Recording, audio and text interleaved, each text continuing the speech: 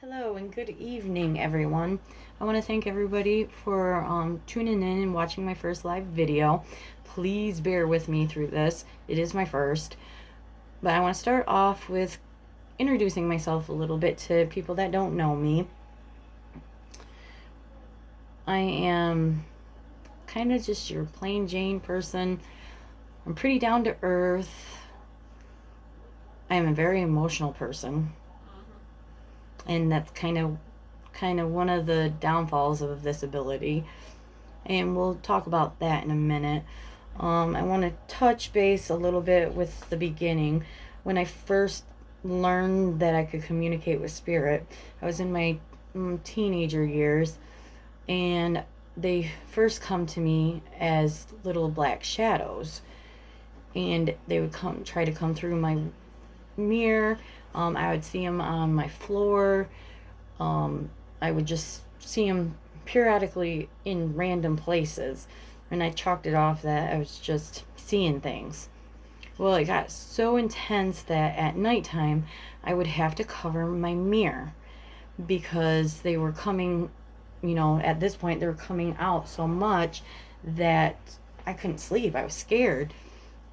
So I would cover it, and, come to think, back on it, my friends and my sister probably thought I was crazy, which here we are now. So, but let's talk about, and then in my early 20s, then came the empathist part of it, empath, and that is like energies and how energies impact. If you're not protected and you don't, ground and center yourself and meditate and keep these energies out, it can be very overwhelming. It can cause anxiety, depression, confusion, a lot of that. And we were at this place, and I had this rush of just emotion come over me. And anybody that's familiar with this knows it's breathtaking. It almost takes your breath away because it's such a rush. It's sadness and pain and love and anger. And I look at my husband and I'm like bawling my eyes out, and he's like, "What's wrong with you?" And I'm like, "I don't know." And we get home and I kind of process everything, and then I started doing some research and what an empathist was, what mediumship was, what's the difference between a psychic and a medium, and come to find out I am a medium.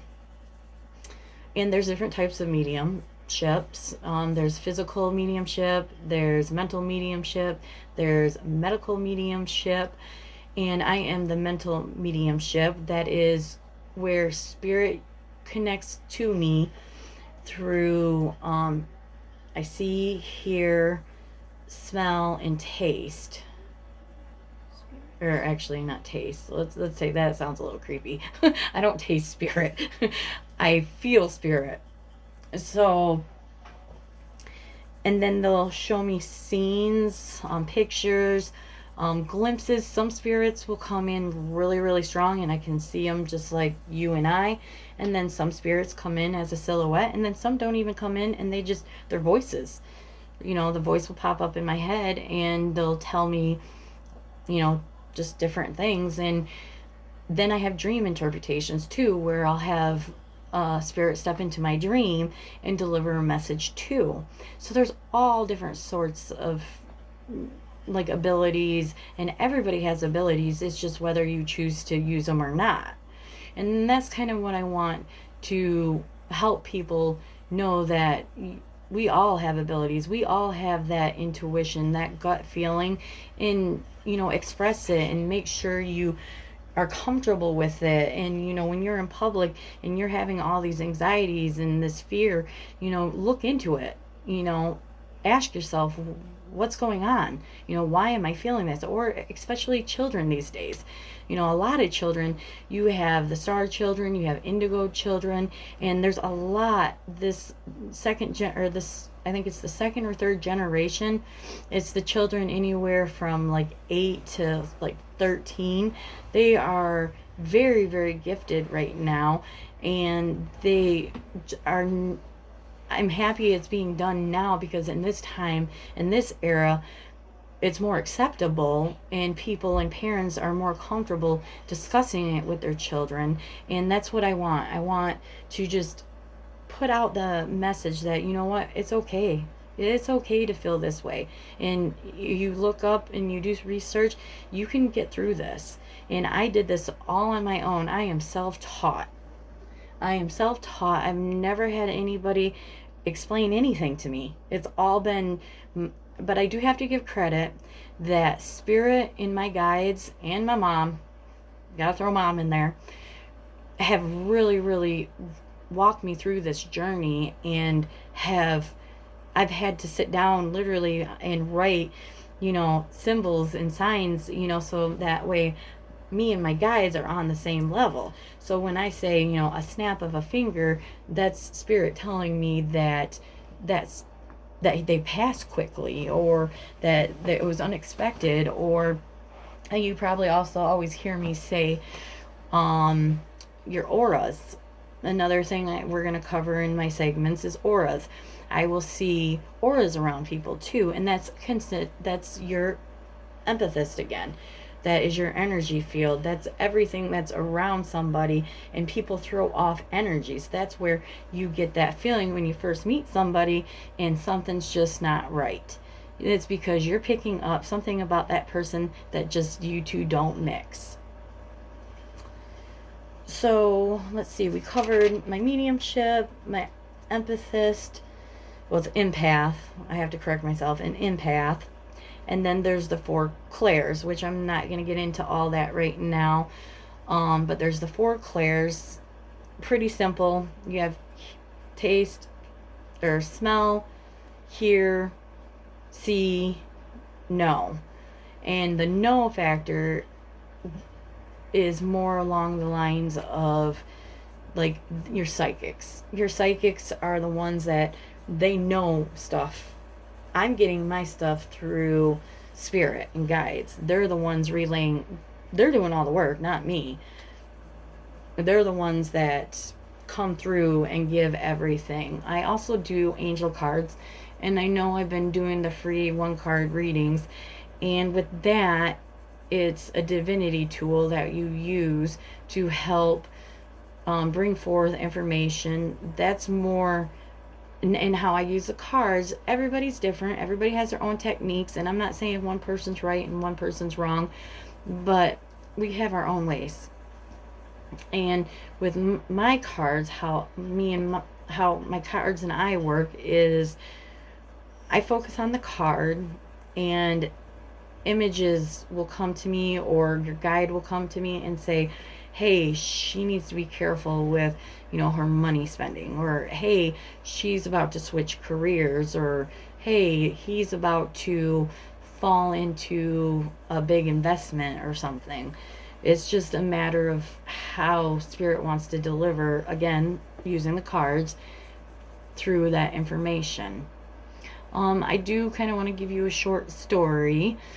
This is my favorite story to tell, and if you've done any reading, which I know most people don't read anything on pages no more, is when this is my first major dream message.